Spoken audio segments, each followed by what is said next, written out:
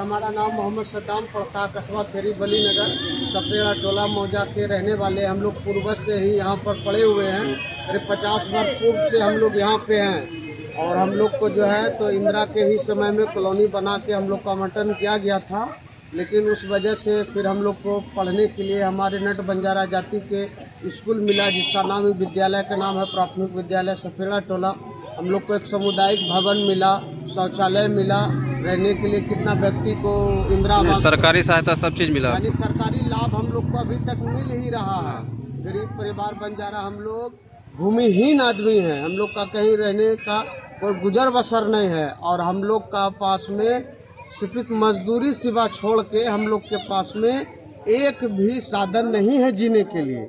और हम लोग बहुत गरीब ही परिवार से आते हैं और हम लोग का जो बच्चा है बेहद बहुत अनपढ़ गवार है, इसलिए कि जो है तो स्कूल विद्यालय दिया पढ़ने लिखने के लिए, लेकिन हमारे वन विभाग के द्वारा आज से केवल 7 साल से जो है हम लोग को नोटिस देके परेशान कर रहा है। और हम अगला खेप भी जो है तो माननीय डीएम कलेक्टर साहब से यहाँ भी मिले और उनके यहाँ जो हम तो ले जा के अपना आवेदन को दिए, जिसमें जो है तो माननीय पूर्व सुबोध राय जी जो थे विधायक जी, उनके नेतृत्व में अपना लेदर प्लेट पर हमको लिख के दिया। हमने डीएम साहब के यहाँ अपना जो है तो पर्चा उसके यहाँ दिए, तो उसके माध्यम से हमको रुक गया। लेकिन हम लोग अपील करना चाहते हैं, जितना मीडिया भाई से है, हम यही अपील करना चाहते हैं कि हम लोग करीब 50 वर्ष से यहाँ पर बसे हुए हैं, हम लोग को बसाया गया है, हम लोग अपने मर्जी से बसे नहीं हैं, हम लोग बसे हुए हैं। तो निवेदन ये करते हैं कि हम लोग को रहने का व्यवस्था कर दे, या नहीं तो हम लोग को नाम से पर्ची काट के दे दे, कि ताकि हम लोग को भगाया न जाए। भगाना ही है तो वहाँ पहाड़ पर से भगाना, या पूरा वहाँ शिव शंकरपुर से लेके और दक्षिण से लेके यहाँ तक में पूरे पहाड़ में जो है तो बसा हुआ आदमी है। और इसमें खनन का काम चलता है, मोरंग के काम, तो पत्थर के काम, तो कौन कौन करता। हम लोग गरीब आदमी से हैं। आप लोग क्या निवेदन करते हैं? निवेदन ये करते हैं कि हम लोग को जो है नोटिस दे रहा है, उस पर रोक लगना चाहिए।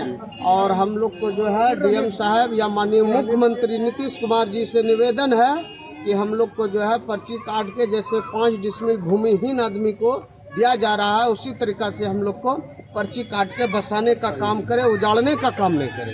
आज कौन आए थे आपके गाँव? हाँ, आज कौन आए थे आपके गाँव? हमारे गांव आए वन पदाधिकारी भागलपुर सुंदरबन से। अभी कौन आए? हमारे आए थे अजीत शर्मा बाबू जी, अजीत बाबू।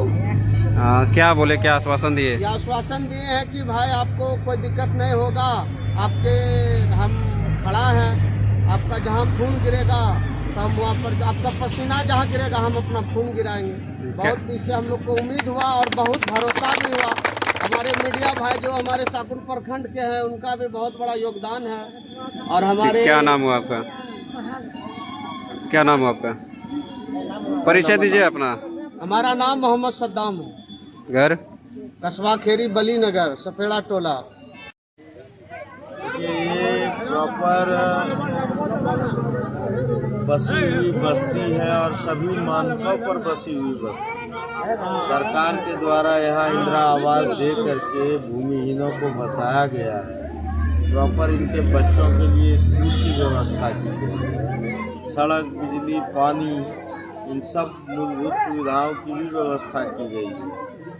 और अब वन विभाग के द्वारा ये कहना कि इस जगह को खाली कर दीजिए, तो पिछली 3-4 पीढ़ियों से बसे हुए ये लोग जो भूमिहीन हैं, गरीब हैं, दिहाड़ी मजदूर हैं, ये कहाँ जाए। सुप्रीम कोर्ट का भी वर्डिक्ट कहता है कि उजाड़ने से पहले बसाना चाहिए। बच्चों के मौलिक अधिकार का सवाल है, राइट टू एजुकेशन का, कि बच्चे अगर यहाँ पर से हटेंगे तो फिर उनका 1 साल बर्बाद होता है। इसके लिए कौन जिम्मेवार हो? सरकार को चाहिए, प्रशासन को चाहिए, ये जो पत्थर माफियाओं से मिली भगत के साथ वन विभाग की जो यह नोटिस इनको मिली है, इस पर विचार करें। पहले भी वर्ष 2019 में नोटिस मिला था तो पूर्व विधायक जी ने